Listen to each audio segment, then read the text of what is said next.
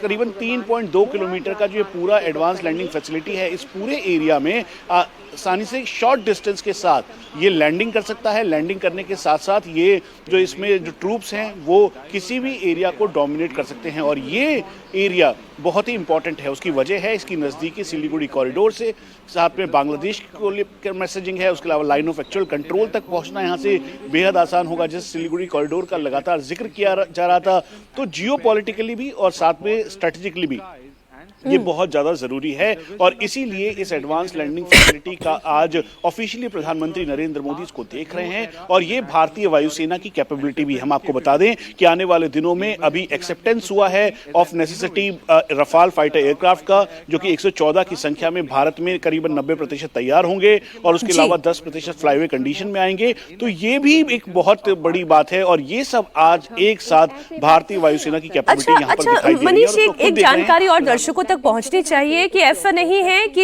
ये हमारे पास emergency land strip कोई पहली इमरजेंसी लैंडिंग एयर स्ट्रिप है। इसके अलावा हमारे पास ऐसी और लैंड स्ट्रिप्स तैयार की गई हैं जो युद्ध की परिस्थिति में, जो इमरजेंसी सिचुएशन में भारत की वायुसेना के लिए एक बेजोड़ ताकत सामने आ सकती है। तो मनीष, जिसमें से एक अगर हम यहाँ कहें नोएडा में ही एक इस तरीके की एयर स्ट्रिप है, इसके अलावा उत्तर प्रदेश की एक और ऐसी एयर स्ट्रिप की हम बात करें। जी मनीष, से भरी सोच है जो ना सिर्फ अनजाने संकटों का सामना बहुत ही क्लियर है। देखिए इसकी जरूरत क्यों है। Emergency landing facility depth areas में तैयार की जाती है ताकि अगर कहीं से भी कोई जो एडवांस लैंडिंग ग्राउंड या एयरबेस है उसको नुकसान पहुंचाता है कोई भी एडवर्सरी, तो उसके बाद ये जो पूरा हाईवे है इसको एडवांस लैंडिंग फैसिलिटी के तौर पर यानी एयर स्ट्रिप के तौर पर इस्तेमाल किया जाए। करीबन 3.2 किलोमीटर से लेकर 5 किलोमीटर तक का पूरा जो एरिया है उसके दोनों तरफ बिल्कुल फ्लैट एरिया तैयार किया जाता है, और यहाँ पर एयर कंट्रोल टावर भी है।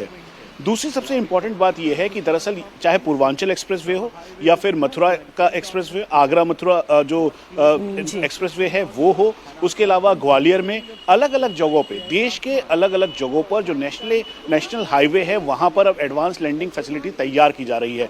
यहां तक कि आपको ध्यान होगा, हमने एक एक्सक्लूसिव रिपोर्ट दिखाई थी जिसमें श्रीनगर का जो हाईवे है जम्मू से कनेक्ट होता है, श्रीनगर से करीबन 15 से 20 किलोमीटर की दूरी पर यानी लेथपुरा और पुलवामा के आसपास के एरिया में वहां पर भी एडवांस लैंडिंग फैसिलिटी तैयार की गई है। इसका मतलब बिल्कुल क्लियर है, मैसेज बिल्कुल क्लियर है कि अब जो भी टेक्नोलॉजी या फिर उसके अलावा जो तकनीक बढ़ेगी उसके साथ साथ उसमें स्ट्रेटेजिक मिलिट्री कैपेबिलिटी भी बढ़ेगी। और यही वजह है कि देखिए लगातार ऐसे इलाकों में जाते रहते हैं और वहां से आप कवरेज करते रहते हैं, but I have been fortunate enough कि मुझे भी कश्मीर का श्रीनगर की वो एयर स्ट्रिप देखने का मौका मिला।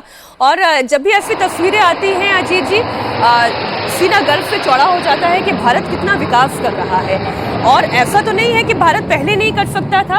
1962 की भारत चीन की जंग का कई बार हवाला दिया जाता है जब हमारे सैनिकों के पास सही बूट भी नहीं थे। और अभी Rafale aircraft is now lined up for departure. You'll now witness the aircraft getting airborne in less than 500 meters and being combat ready within seconds of leaving the ground. Call sign Eklavya Rafale विमान अब उड़ान भरने के लिए तैयार है।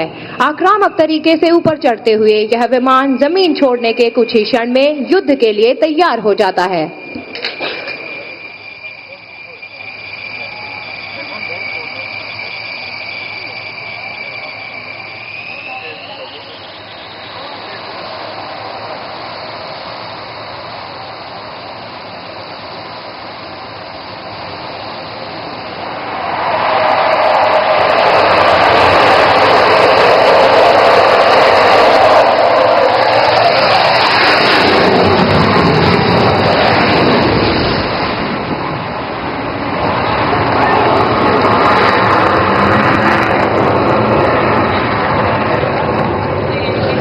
And what you just heard was the sound of air dominance.